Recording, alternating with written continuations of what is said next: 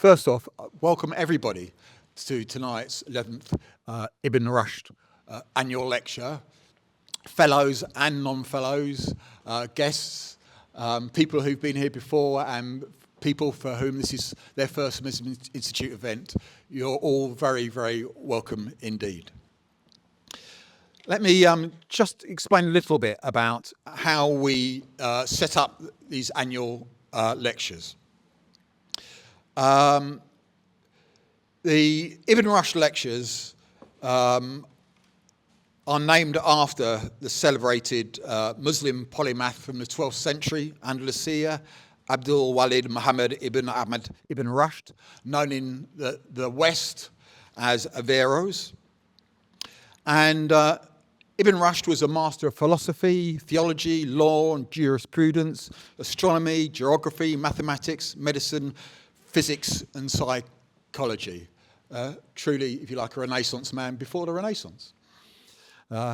He's regarded as the founding father of secular thought in Western Europe, where his school of philosophy is known as Averroism. In the Muslim world, he's known largely for his defense of philosophy from theological attacks. And today, all over the world, Ibn Rushd is recognized as one of the most important philosophers of all time. And that is principally why we named these lectures in honour of Ibn Rushd. And these lectures are intended to explore the contemporary relevance of Islam's intellectual history. They're delivered annually by notable academics and thinkers and authors. I'll go through the list in a minute. The inaugural lecture, delivered by Dr. Amira Benison, entitled Ibn Rushd, A Man for Our Times, took place here in the beautiful setting of the Art Workers Guild in June in 2013.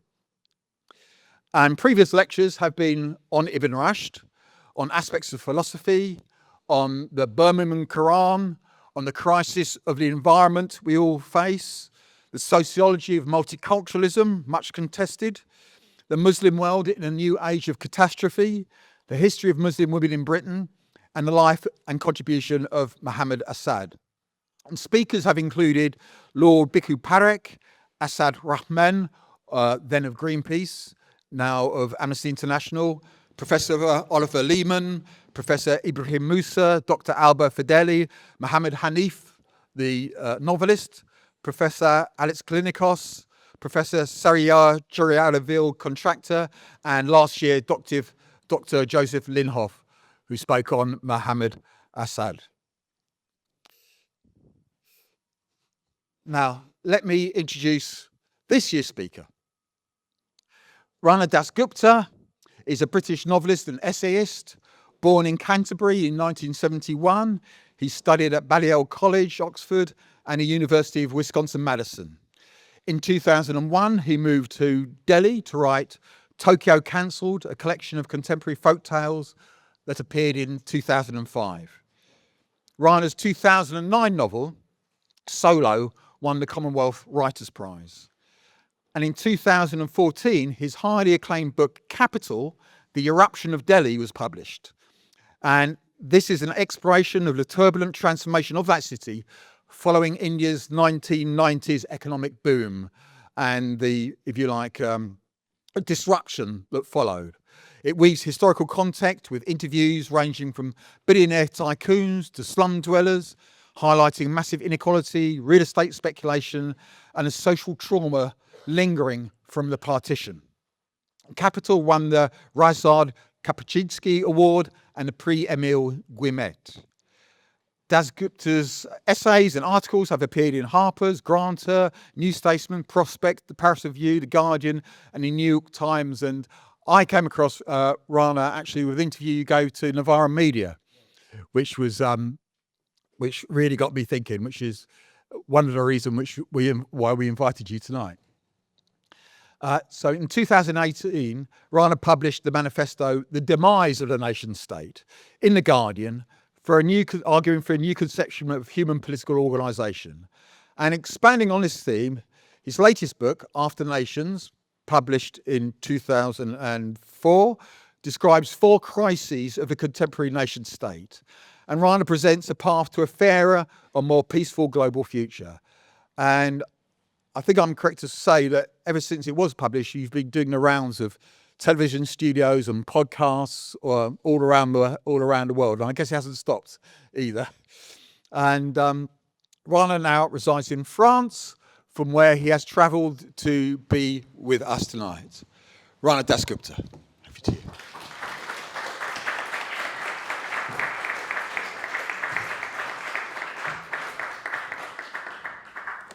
Thank you, Hassan. Can you hear me?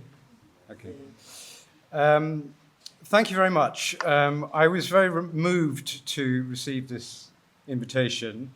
It is a very distinguished cast of characters who have delivered this lecture before me. So my deepest thanks. I'm full of admiration for everything you do at this wonderful institute. I'm going to talk for about 50 minutes, and then we'll have some Q&A. So if that intimidates you, then please feel free to. So I'd like to talk this evening about belonging. In a moment so wounded and fractured as ours, it's easy to feel we don't belong.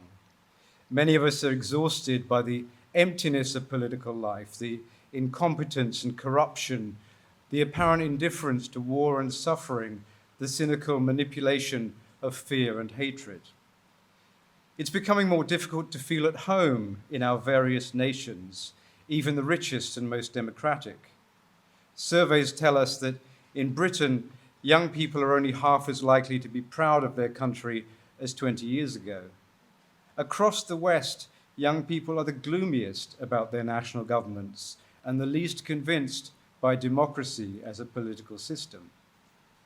And politicians have leapt on this crisis of belonging. Different political parties make opposing promises about how their country may become a home again. Ironically, the conflict between them makes the problem worse. They seem to stop at nothing to silence and condemn each other. Truth evaporates from public conversation.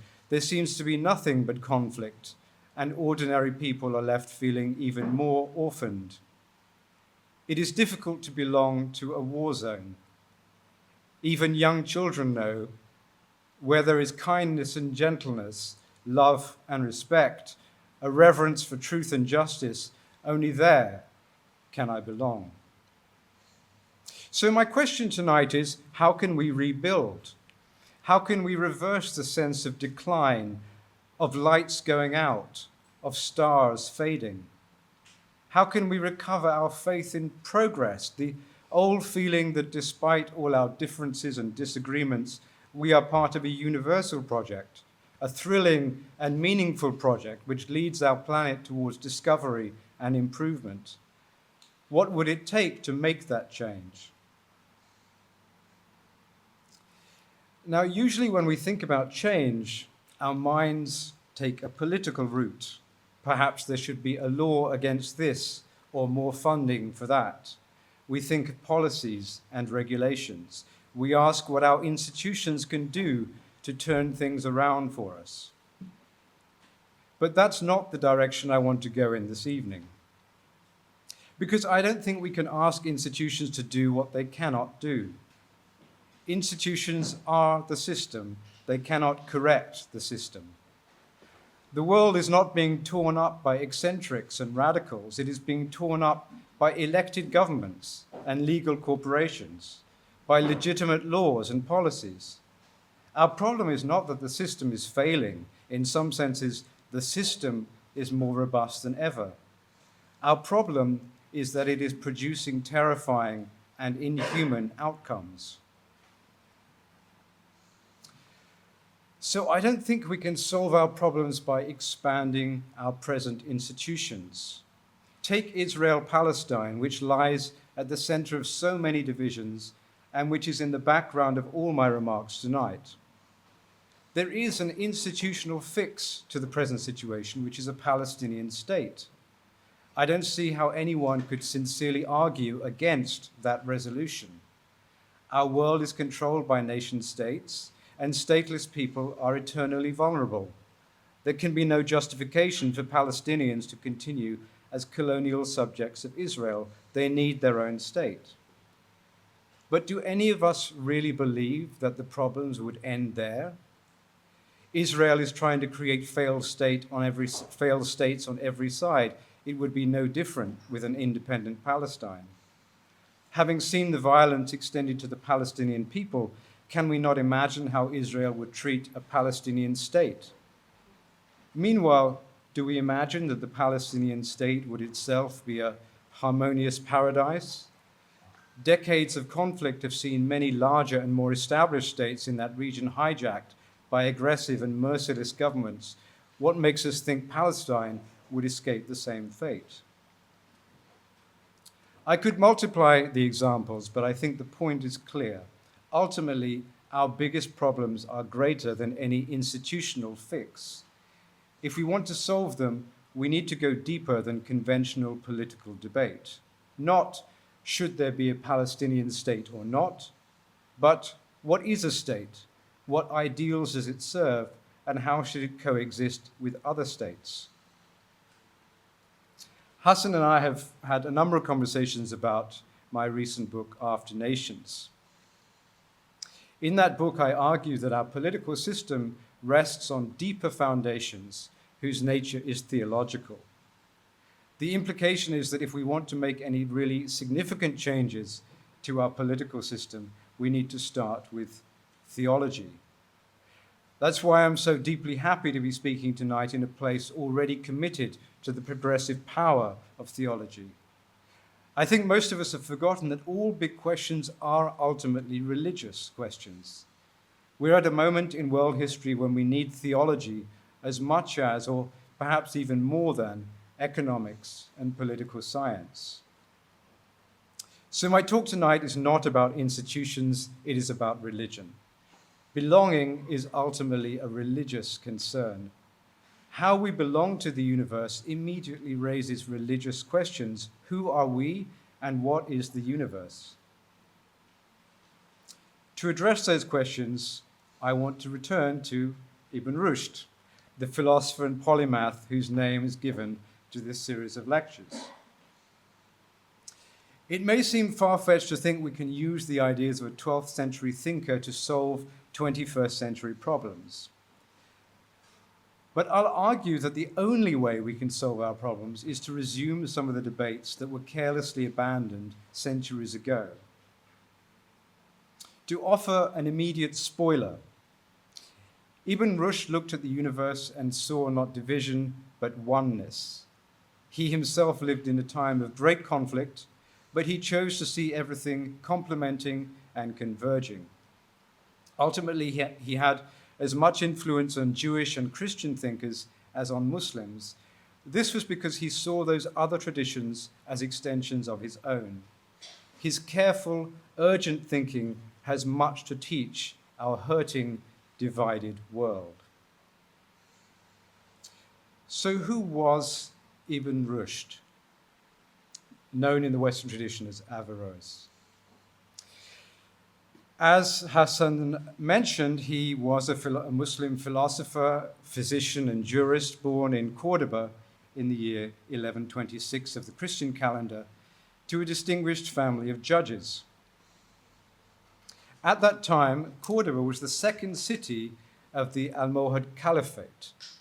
The caliphate was ruled by hardline religious reformists who had begun to overthrow the more permissive Almoravid Caliphate in North Africa and had finally conquered their possessions in Iberia, that is to say, modern Portugal and Spain. They were not especially kind to Jews and Christians, and under their administration, the inter-religious harmony of the 9th to 11th centuries, later called the convivencia, or living together, fell under immense strain. But Ibn Rushd grew up with traces of the old ways. Islamic and Jewish philosophy were particularly close. Thinkers from each tradition followed the other and borrowed from it. More importantly, people still read the multicultural love poetry of the Almoravid years, still one of the high points in the global history of romance. That passionate and erotic literature had given a place to women that was unknown in any literature of that time. But they spoke not only of the love of men and women for each other, they spoke also of the love affair between cultures and religions. Just as today, when South Asian or Middle Eastern singers mix refrains from American pop songs with verses and rhythms from Punjabi or Turkish or Arabic music, 10th century love poets in Al-Andalus artfully combine Arabic, Hebrew, and Romance, the languages of the three religious groups, to express their mutual fascination and desire. That tradition had faded by the time of Ibn Rushd's birth. Under the Almohad Caliphate, Andalusian intellectual life had become more single-mindedly Quranic. But the new emphasis on textual scholarship and analysis produced its own fascinating innovations. Almohad scholars read far more than just the Quran. Abu Yaqub Yusuf, the caliph who ruled during Ibn Rushd's lifetime, believed that much could be learned from the Greek philosophers. But he found Aristotle too difficult. If someone would tackle these books, he pleaded, summarize them and expound their aims, after understanding them thoroughly, it would be easier for people to grasp them. 40 years old at the time and widely admired for his intellectual gifts, Ibn Rushd was chosen to take on this task. Ultimately, he would devote most of the rest of his life to this project, writing nearly 40 books of commentary on Aristotle. These books made him one of the most influential of all the thinkers of Al-Andalus. They were immediately translated into Hebrew and Latin, and he became famous across Europe, North Africa, and the Middle East. So admired was he in medieval Christendom that in Dante's Inferno, the Italian poet placed him in limbo, a place reserved for non-Christians of extraordinary merit, alongside Socrates, Plato, and Aristotle himself. But this engagement with Greek philosophy also created problems for Ibn Rushd. How could Greek thought, pagan and humanist, be reconciled with the strict Islamic theology of his time? Where did ultimate truth come from? Islamic texts or, as the Greeks implied, from the human mind? Many scholars found the Greek emphasis on human rationality to be deeply threatening to Islam or indeed to Christianity. Ibn Rushd found himself at the center of a violent conflict between religion on the one hand and science and philosophy on the other. So in 1178, aged 52, I think, he wrote an essay to resolve this conflict. The essay began, "In the name of God, the merciful, who gives mercy.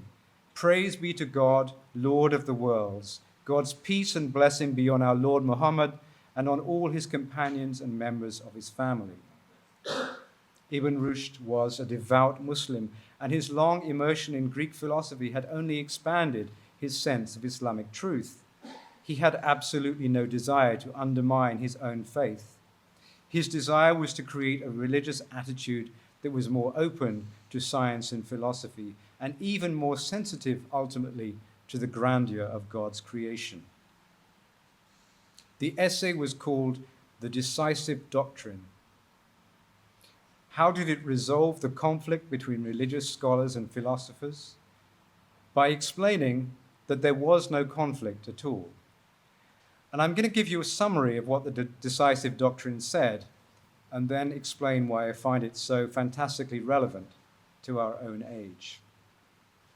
So the decisive doctrine makes three fascinating arguments, and the first is this: the true cannot contradict the true.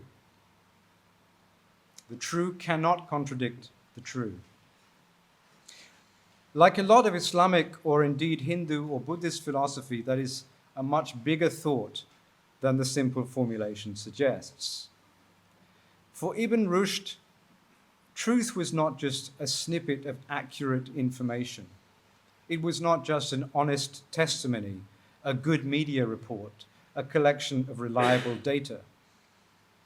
The truth was a blazing force at the center of the universe. It was a vast coherence, the oneness of all things. Truth could never contradict truth. So Muslim theologians were unnecessarily anxious. The truth of God would not collapse in the face of the truth of science or the truth of philosophy. On the contrary, he wrote in the decisive treatise, philosophy and religion accompany each other by nature, and they mutually love each other with a deep love. Any truth that emerged from science amplified the understanding of God, and vice versa. Ibn Rushd's concept of the oneness of truth provided great encouragement to philosophers and scientists in the Islamic world, and that's one reason why medieval Cordoba and Baghdad, rather than Bologna or Paris, were the true heirs to the classical rationality of Greece and Rome, and why astronomy in particular was so advanced in the Muslim empires. In the tradition of Ibn Rushd, God was imagined as a mathematical abstraction, too vast and sublime for human imagining, but approachable nonetheless through the avenues of science and logic. That was very different from Europe at the same time, where God was pictured as a human figure, a crowned Christ who sat atop the feudal pyramid, holding the world together with magic. It's no surprise that the Muslim empires had a monopoly on scientific advance for several centuries. So the second argument of the decisive doctrine is this: there are many paths to the true. Since the truth was one, all truth seekers, whatever their method or their religion, were necessarily converging on a single point. They might possess a different technical language, a different way of symbolizing God. Some might be more advanced than others, but all had knowledge that might be useful to all. Here we're talking not just about Muslim scientists and theologians. Ancient Greeks had had their own legitimate path, as did medieval Jews and Christians. Now, Ibn Rushd was no 21st century relativist. He was convinced that Islam represented the most complete revelation of divine truth, and that Jews and Christians therefore dwelt in deception. He was very happy to give them a lesser status in society and less claim over the general mind. But he did not regard their knowledge as anti-knowledge, in the way many European kingdoms, viewing Jews as Christ killers, considered their thought to be diabolical. Ibn Rushd read the Greeks, as we know. He also read many Jews and Christians. He helped shape the thought of such brilliant Jewish philosophers as Maimonides. But Ibn Rushd's metaphor, many paths to the true, also suggests something else. Everyone is on a journey. No one has arrived. In his conception, the truth was greater than any human mind could imagine. Muslim intellectuals might know it better than anyone else, but even their conception fell very far short of the reality. Even they were mistaken and deceived. It was incumbent on everyone, therefore, to be humble. No one had a monopoly on truth, and since Jews and Christians were in touch with the same truth, they too were capable of essential insights about the nature of the universe. I think it's clear from this why Jews, Muslims, and Christians were able to live together more successfully in the Muslim empires than in the Christian kingdoms, and indeed in the various nation states that have emerged, for instance, from the Ottoman Empire. Their differences were nested within a larger metaphysical unity. Jews and Christians were inferior to Muslims, but they were not an abomination, and they did not live constantly on the edge of exile or extermination, as Jews did in Europe. The third argument in the decisive treatise is this: since the truth is one, but reality and ideas are multiple, the individual must use his or her God-given rationality to resolve the apparent contradictions. This is how Ibn Rushd interrupts the verse from the Quran which says, "Reflect, O you who have eyes to see." As far as he's concerned, there is a divine commandment to discover the truth behind what we call today the fake news. Most obviously, he directed this against those with a fundamentalist reading of religious texts. If the Quran seemed to be at odds with science and philosophy, the problem must lie not in the Quran, not in science and philosophy, but in interpretation. A lot of the essay is concerned with how we interpret the Quran. In some places, Ibn Rushd points out, the Quran speaks straightforwardly. For instance, when it says that God exists and he is one. This is a clear statement that anyone can understand. It requires no interpretation. But in other places, the Quran spoke of God having a tongue or hands. This could not be true in the literal sense. It was a poetic formulation designed to make abstract realities more concrete. Similarly, when paradise was described as a lush garden filled with beautiful women and rivers of crystal water, this should not be read literally. It was an attempt to express spiritual realities in sensual terms that ordinary people could understand. Ibn Rushd went further than that. As far as he was concerned, wherever there was a difficult choice to be made between Quranic truth and philosophical truth, the latter always had precedence. His formulation of that thought shows just how Aristotelian he really was. Quote, "The language of philosophy is more coherent and compelling than theological or judicial language, so that if two propositions contrast with each other, it is the weakest formulation, the theological juridical, that needs interpretation in order to come nearer to the stronger formulation, the philosophical." Of course, that earned him enormous condemnation from conservative theologians, which continues to this day. But in many ways, his rational conception of religion, his idea that the Quran can always be updated and reinterpreted so that it is always in conformity with moral and scientific truth, this is a beautiful expression of religious faith. So that's my summary of this essay. Let's leap forward to our own time. There is one obvious difference between Ibn Rushd's context and our own. He lived in a transnational empire, and empires consider themselves universal. They are designed to embrace many peoples and religions. Ibn Rushd's grandiose conception of the oneness of truth corresponds to his imperial setting. We do not live in empires. We live in nation states, and nation states are by definition fragmentary. They don't make any claim to a universal truth. There is an American truth and a Chinese truth, a British truth and a Russian truth, and these truths are all in competition with each other. Ibn Rushd looked at multiplicity and conflict and perceived an underlying unity. We look at conflict and there is nothing else. Now, this is also the result of a theological revolution. And I devote several chapters of my book, After Nations, to describing the theological innovations which took place in 17th and 18th century Europe, leading to the invention of the modern nation state. And there's no time to cover that tonight, but I want to summarize a few ideas briefly. Europeans created our modern world by replacing the unity of God with the multiplicity of states. And the reason they did this was because Christianity itself was ripped down the middle by the Protestant Reformation. which was tearing states apart and causing bloodshed across the European continent. Enlightenment thinkers like Thomas Hobbes in England and Rousseau and Montesquieu in France responded by pushing God away to the very edges of the cosmos, where he could do no further damage to Europe, and where neither Catholic nor Protestant could reach him.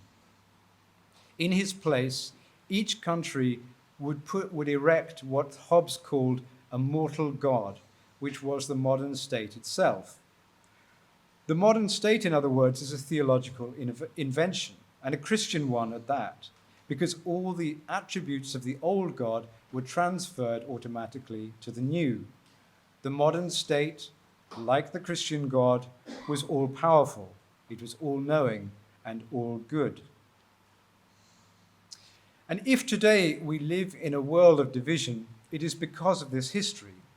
And I just want to point out 3 ways that this works. The first is that each state was its own mortal god, and each state was filled with its own brand of religious feeling, which we can call nationalism. There are good reasons that revolutionary Islamic theologians like Sayyid Qutb, writing from prison in Nasser's Egypt, saw the mortal god as a kind of idol and rejected the entire system of nation states as idolatrous. We have seen time and again how national feeling can be channeled into a kind of irrational religious violence. Both the United States and Israel have turned the idea of national security into a sacred principle justifying almost limitless violence, and they are not the only ones. A world of many competing mortal gods is a world of always escalating resentment and conflict, often with no way back to peace.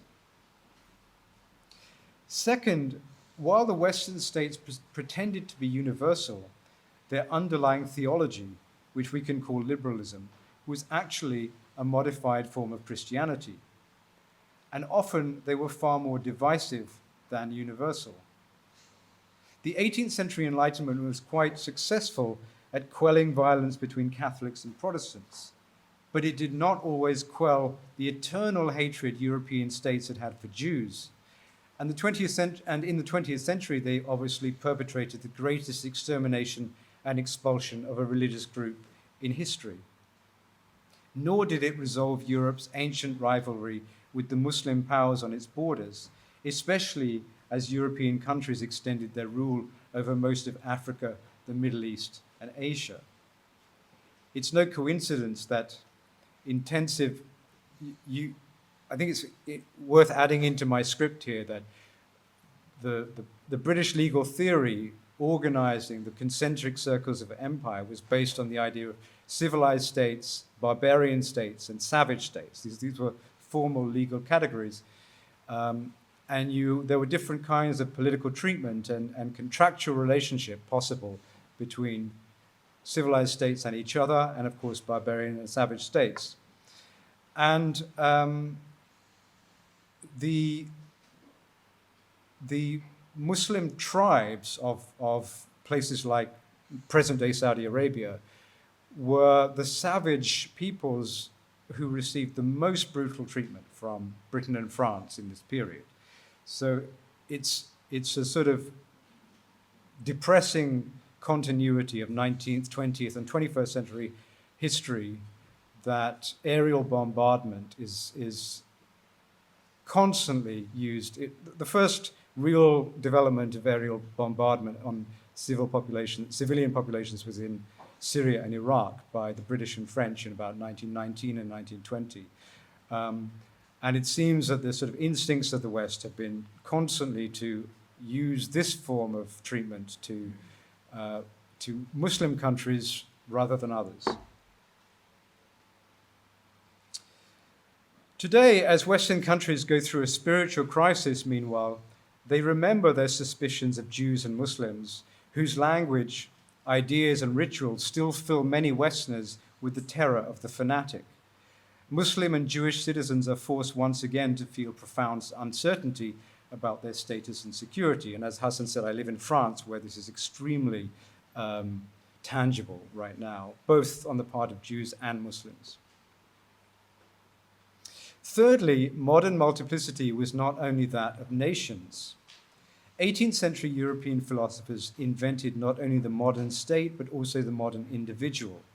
These were the two basic units of the modern cosmology, the state and the individual. And the individual was also a kind of sacred cause, a sealed unit filled with unique and precious ideas and experiences which must never be subsumed into the mass. Perhaps today the only authentically religious feeling that many people in the West have concerns their own individuality. This has taken us very far from Ibn Rushd, because everyone now has their own truth. I have mine, and you have yours, and it doesn't matter if they're totally contradictory. It's no wonder we find it so difficult to belong, for what can we belong to if there is nothing beyond the self? It would be absurd to say that Ibn Rushd's world was good while ours is bad. And no one would say such a thing. But I do wish to say that the collapse of sacred unity into sacred division has produced disastrous levels of estrangement and conflict. It's produced a world where competition is the only principle and violence can spiral without end. It's produced a world where it's almost impossible for communities and nations. I'm actually getting very bored of my own script. Is that the general? Okay. It's quite good. Okay. It's tough to, anyway. You got me interested in reading your book now. Okay, good. Thank you. It's produced a world where it's almost impossible for communities and nations to work together to solve the problems facing them all: poverty, war, environmental catastrophe. It's produced a world, and this is ironic given the global nature of our economy and communications, where we are all isolated and none of us know how to belong.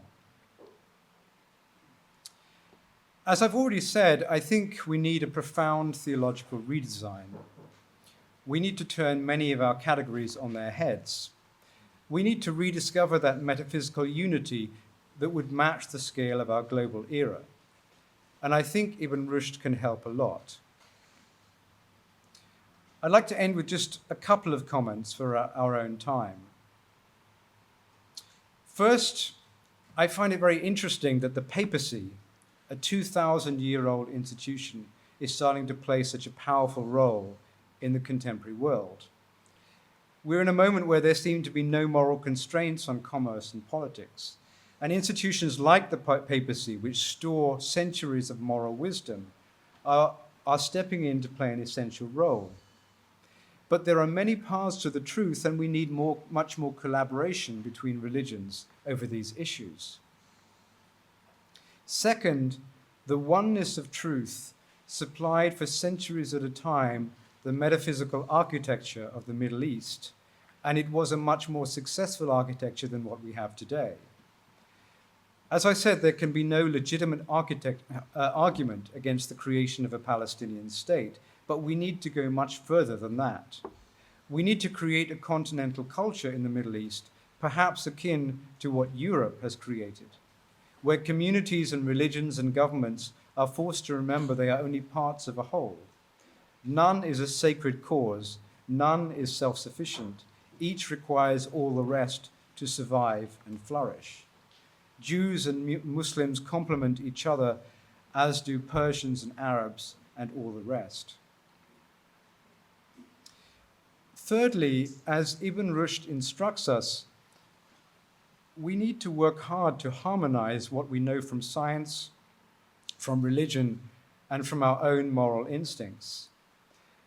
And nowhere, I think, is this more important than in the area of ecology, which is an area where all the Abrahamic religions are weak. We know that in the United States especially, many on the Christian right view the reports of climate scientists as a threat to their faith. If we are to create a viable future for our planet, we need to resolve these tensions. We need a theology that embraces nature, all non-human beings, and rivers and forests besides. That's actually the end of my talk, and I think I've taken much less than 45 minutes, but I just want to mention one thing at the very end. I want to mention the role of love in all this, because my presentation of Ibn Rushd can sound very dry and rational. That is not the flavor of his writing. His essay is passionate, and the word love appears on almost every page. The truth for him, the blazing truth at the center of the universe, the truth that brought together all people and all knowledge, it wasn't just an abstract concept. It was a force to which his attraction was almost erotic. Our new theology, the one I hope you'll all join in thinking and making, will not be a matter simply of academic inquiry. It will be a romantic drama, a zone of poetry and music, a reason to dance. Thank you.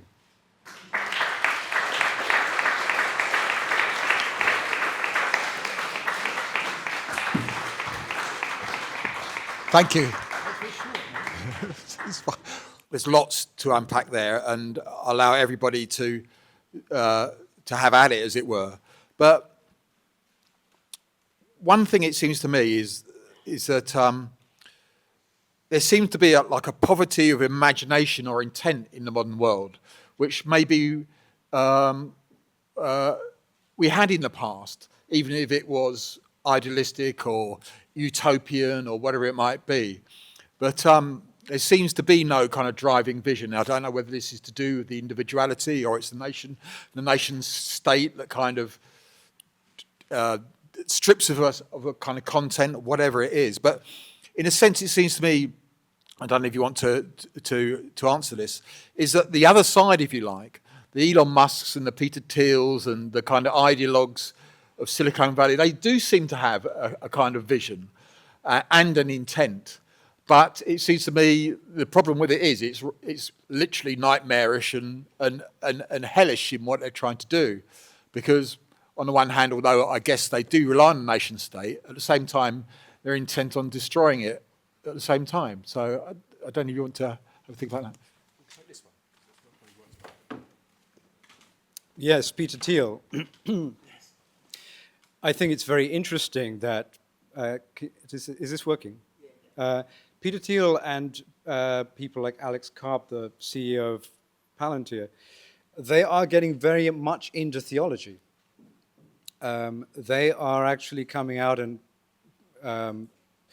giving various visions of what human life is about, the relationship between all peoples in a theological kind of language.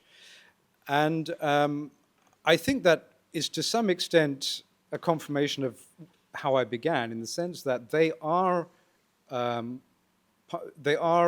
executing a sort of political revolution, a revolution so significant that they realize that they also have to change the theological architecture.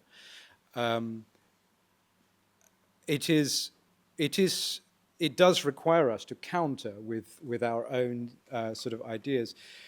And I think, to take your first point, I mean, everyone in the room will have their own theories about this, but to me, it does feel that the sort of ideological range has shrunk massively over the last, I would say, 40 years. That is, of course, the period that since the end of the collapse of communism. And communism always did very interesting things to the capitalist world. The capitalist world itself was much more communist while communism was around. It was placed under some sort of moral, I don't know, pressure whilst there was an alternative.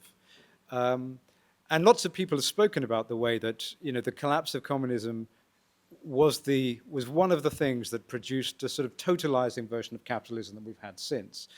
But I think it's not only that we've seen plausible alternatives to capitalism sort of disappear in that period, it's also that we've allowed ourselves to be convinced that any thinking at all that steps outside the reality we live in is just pointless. The word utopian is instantly sort of trotted out to stop you from thinking. So I do think that in this particular moment of time, it's not just that we see very few sources of inspiration for alternative thinking, but it needs perhaps a greater step of courage simply to start the process, because everything tells us that there is simply no alternative to what we have. So just to indulge myself, where are we going to? Where does that courage come from? Where is it rooted? Where does it appear from? What does it look like? You know, in your research, historical and contemporary, where do you think that is going to come? You talk very much about theology as maybe being a part of that. Again, this is something that we all wrestle with in our own lives. I think the problem is that anybody who starts to just shake the system a little bit is required to deliver the entire answer. You know, so you say, I have doubts about this, and then the response is, okay, then how would you organize the world? Well, very few of us have an idea about how the world should be reorganized, and none of us have the power to implement that idea, even if we can think it. And I don't think the stakes should be so high. I think what we need is not for every person to be some world-changing genius, but simply to have a culture of playfulness, a greater culture of sort of where the imagination plays a greater role, where we can be happy and comfortable imagining small things so that those things can add up into something else. I spoke a lot about the Enlightenment. The Enlightenment was a true project of world redesign, but it took 100 years. It took place in many countries. It involved thousands of individual writers, philosophers, theologians, most of whom didn't know each other, but they just read each other. Many of those people were jailed, they went into exile, their books were banned, some of them were executed. So this was a distributed project of people feeling that the stories they'd inherited about the world were turning into nightmares. They were looking at war and slavery and tyranny and thinking that I'm under some kind of obligation to find a new story. But each of them only had a part of it. And so I think, you know, in terms of your question, the courage, I think the courage is simply to think about a part, you know, our own little part, whatever it might be. I'm going to have to use this mic. I'm going to ask Kiku, if you could just, if people can put up their hands who've got a question or a thought or a contribution, and Kiku will go to you. I'll take 3 or 4 at a time, and then we'll bring the mic back. Okay? Thank you. You mentioned the idea of a continental culture in the Middle East. Can you give an example of what that could look like?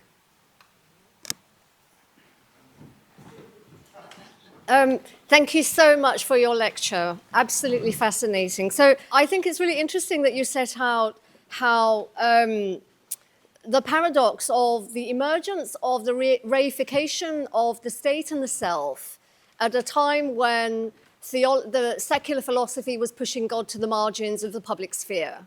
And I would argue that that paradox is what we're witnessing in the modern age, where the reification of the state and the self is now being driven by a new public theology, driven by those that, again, reify the state, but reify the state in a very racist imaginary. They've got a very different conception of the self, a very racist conception of the new state and the new self.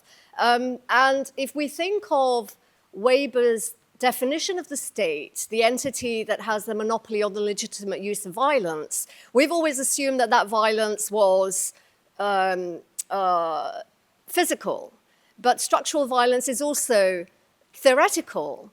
And the kind of, the argument you're making about many paths to the truth, I would say that I think what we need in the current age is a form of epistemic pluralism that challenges the public theology of those who push God to the margins, for those of us who want a theology that puts God right at the very heart of the questions we have about the state and the self. Thank you. Right at the back there. And sorry, put your hands up, please. Yes, sir. Yeah, thank you for your very enlightening presentation.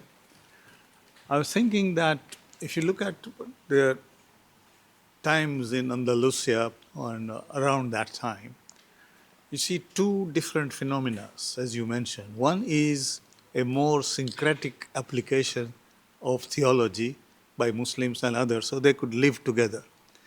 But that was superseded by a very particularistic. So you had the Inquisition, you had the Reconquista, and you had the Almohades saying you can't really have the same with this. So now today, we are finding, as you hinted, that in the rise of Christian Zionism, you're getting this very narrow, particularistic aspect, which tries to shun away everything else. The papacy has tried to roll it back. I think our main task, if you want to preserve your idea of a united humanity, is to get rid of this Christian Zionism. Thanks. Can I ask you to take? Do you want to have a go at those questions first? I should, yeah. So, do you want to use that? We're going to test you tonight. If you use the lectern, I think that's best while we sort out the mics. Thank you. Gosh. So, look, I like the way that I'm supposed to be able to just sort everything out. I mean, the answer to those two questions is I don't know. Like previous moments, these things would have to be extraordinary alliances between some very brave people who do very brave things, people who have money and power.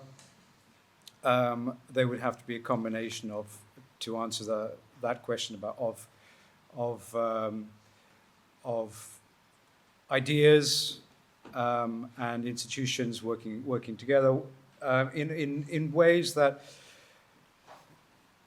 are difficult to predict. Partly because things like this usually happen in very extraordinary moments. The EU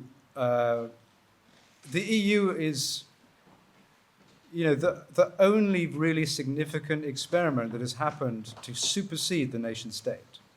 It's the only place. Europe is the only place where states have voluntarily given up a certain amount of their sovereignty in order to, to do lots of things, obviously, but very, very conspicuous in those objectives was the desire to avoid another war of the sort that had ripped the continent apart before.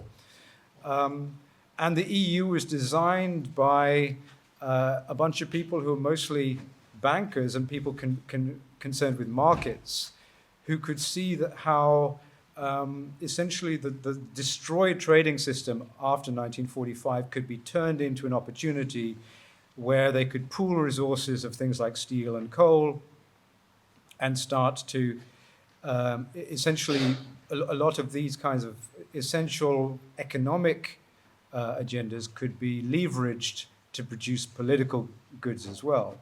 And I don't think anyone in which year was the original coal and steel union formed? 56. So I don't think anyone in 56 could know what was going to happen in 1992 or whatever. So it was a very gradual process. In terms of the Middle East, I mean, first of all, I'm including Israel in this. I'm not just talking about, quite obviously, if we are trying to solve the problems of the Middle East, it's not just to create religious blocs that fight against each other. We are imagining ways in which the sort of multi-religious identity of the Middle East could be restored. And I frankly can't say how that would happen. Looking at it right now, it seems impossible. In fact, we've probably lost a lot of the opportunities that we had maybe a year ago, for obvious reasons. But in 1945, we might have said similar things about Europe.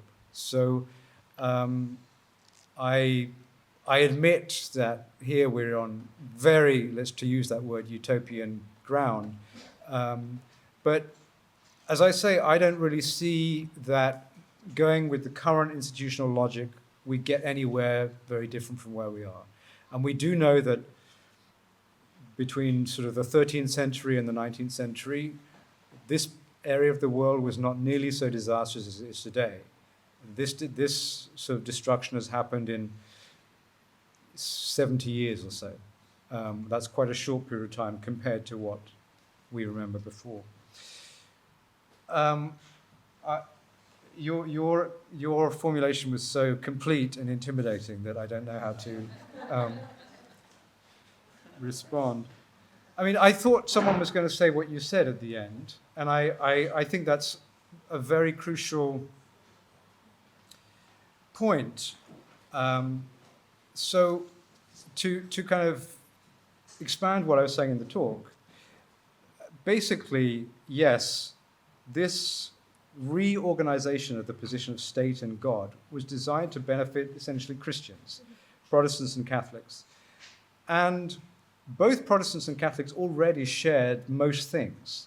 To take an obvious example, Christians in Europe usually had first names and last names. So when the state demanded that everyone have a first name and a last name, it wasn't problematic for Christians, but it was problematic for Jews and Muslims. Jews were more numerous at that time than Muslims. And in all these kinds of ways, it was very difficult to, for instance, after the French Revolution of 1789, whether Jews were citizens of the new state was a huge debate. Many people felt that Jews represented a nation within France that was separate from France. And the reason that Jews were ultimately incorporated into the state was not because anyone thought that they were rational, because women and Jews were not rational. And so a lot of the political conversation between the Christian men in the National Assembly revolved around these questions.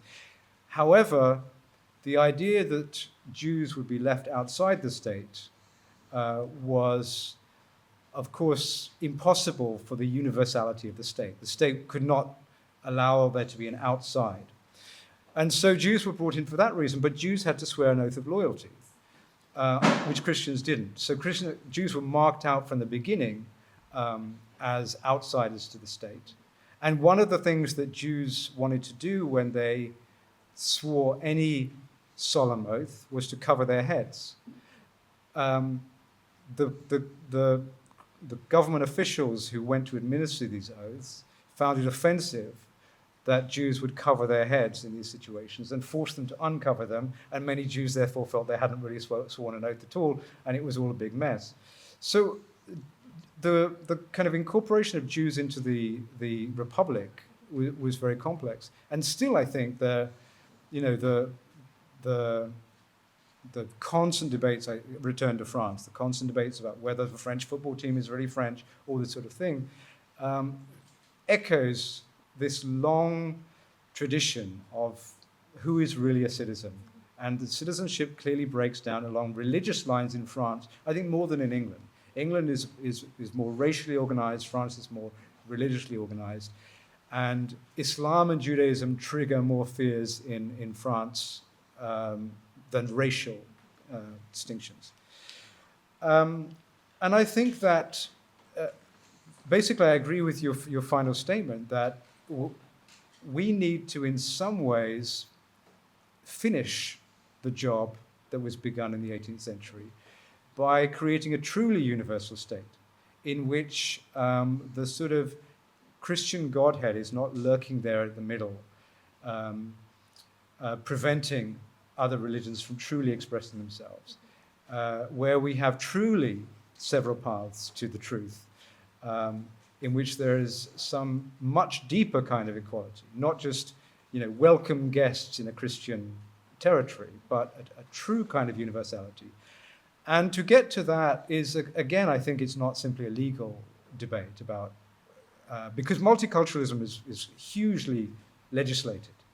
But multiculturalism doesn't actually, it actually reinforces the idea of separation and difference, because you have special laws protecting certain special things. It's not a true universality. And there I agree that I don't think we are there. And this is part of the job for us all to do. There was a comment about the Reconquista. I don't think I'd really need to answer it. I mean, you're right. I mean, we all know that that 1492, the moment when Iberia was finally conquered in its entirety by the Catholic kings and queens, that moment hugely reverses the fortunes of Iberia. But just a couple of things about that, which I think are less well known. What is well known is that many of the Jews and Muslims from Iberia travel to the Ottoman Empire at that point, where they find a new home, where they thrive. There are many, many Jewish families that lived and worked and traded very, very successfully between 1492 and the fall of the Ottoman Empire in 1917, when they suddenly found themselves unwelcome guests in a lot of new states, I mean, Turkey and others. And so that's just another testament to what we were saying earlier. But the other thing about 1492 that's very interesting is it's the same year that Columbus arrives in the New World. And he travels there fresh on the sort of momentum of the Reconquista. And a lot of the savagery that is dealt out to Native Americans is actually anti-Saracen. It's the Pope saying, go and do in America more of what you were doing in Spain. Kill a lot more, non-Christians.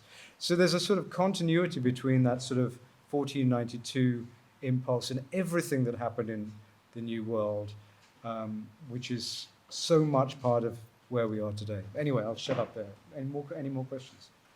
Thank you so much for the lecture. It was really, really brilliant. I really liked your analysis of the sort of postmodern idea that there's no real truth anymore.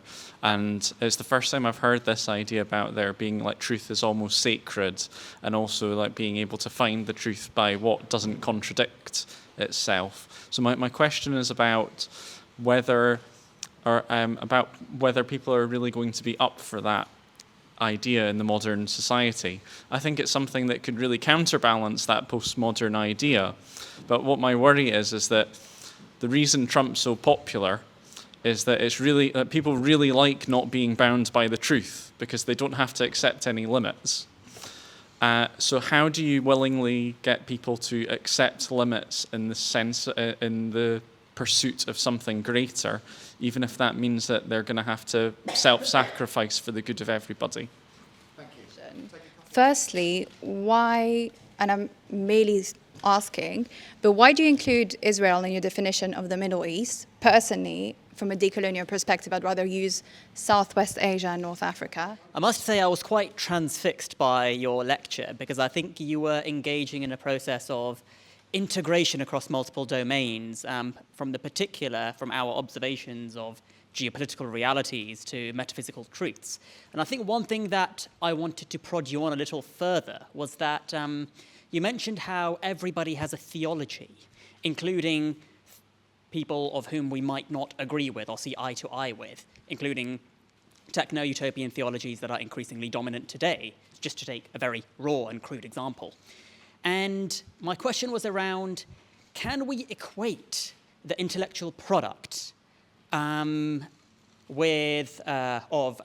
utopian visions that are nightmarish with theology, as you described it? Because I'm struggling to see, I can't help but see that the epistemic pipeline in one of them is not engaging with the truth as rationally and sincerely as it could.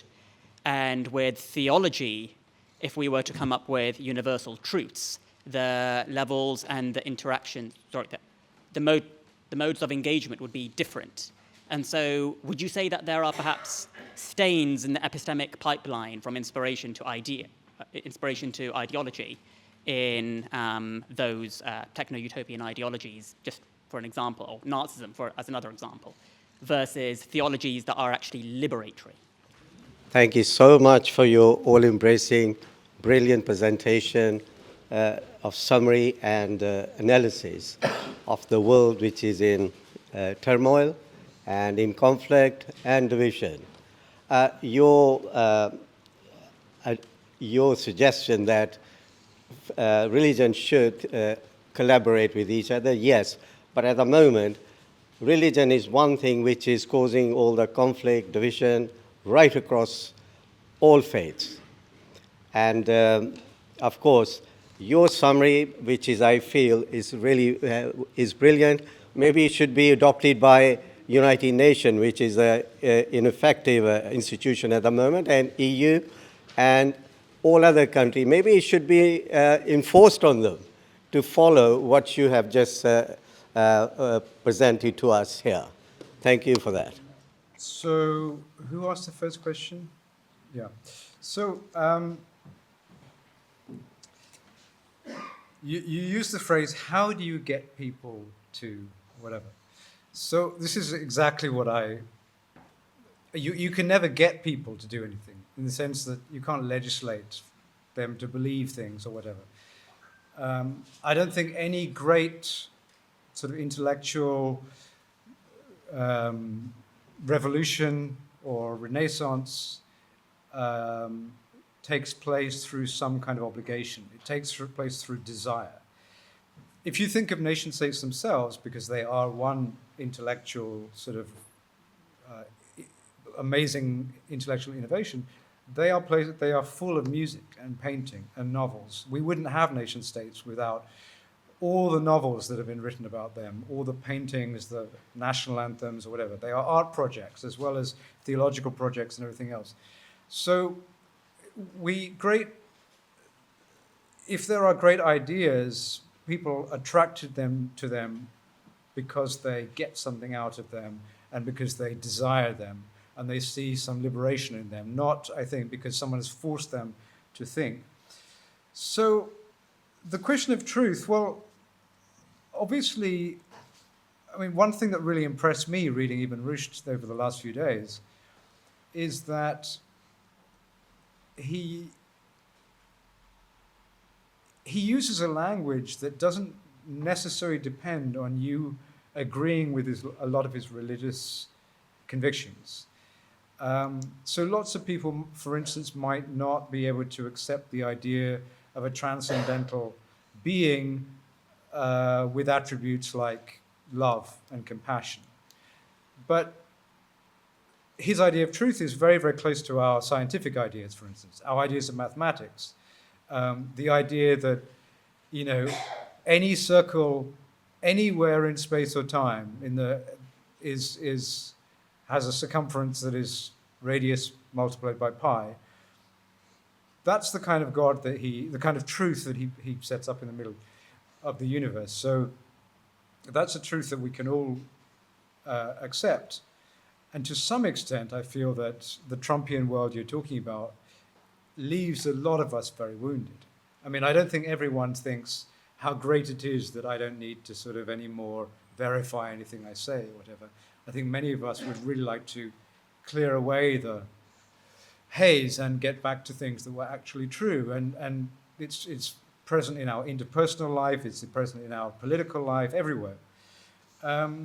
So I don't think truth is such a difficult sell, essentially. But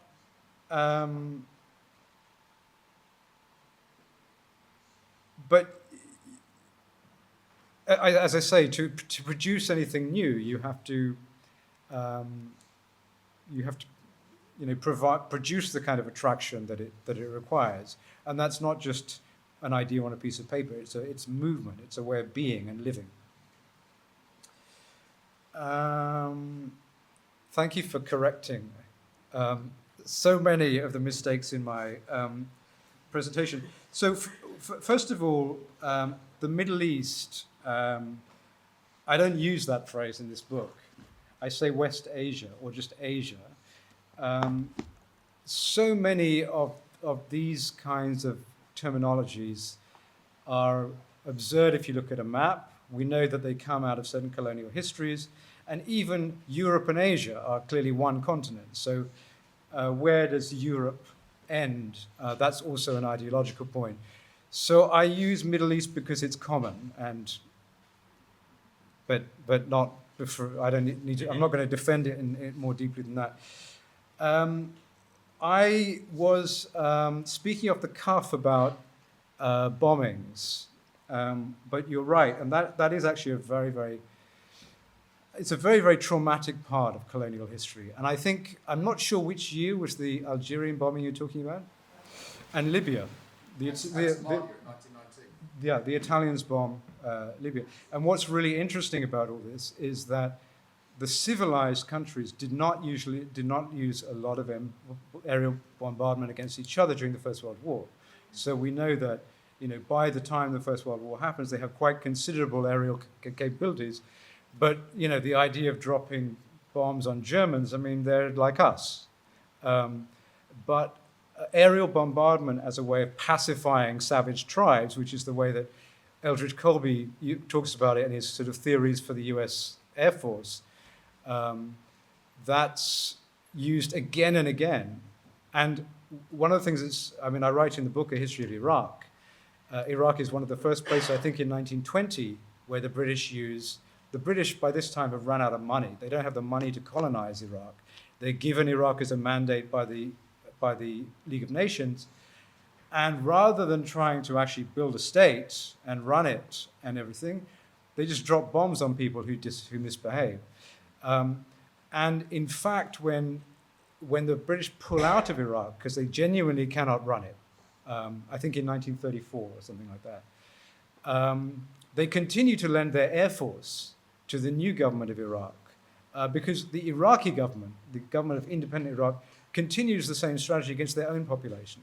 And in this sense, Saddam Hussein, George Bush, they're all actually completely traditional governments of Iraq, where Iraqi people are pacified with gas and aerial bombs. And this is a terrible, terrible part of colonial history, but one that's very suspiciously concentrated in its... we should not say this without mentioning also Vietnam and Cambodia, where the bombing was actually on an altogether larger scale, but that's another story.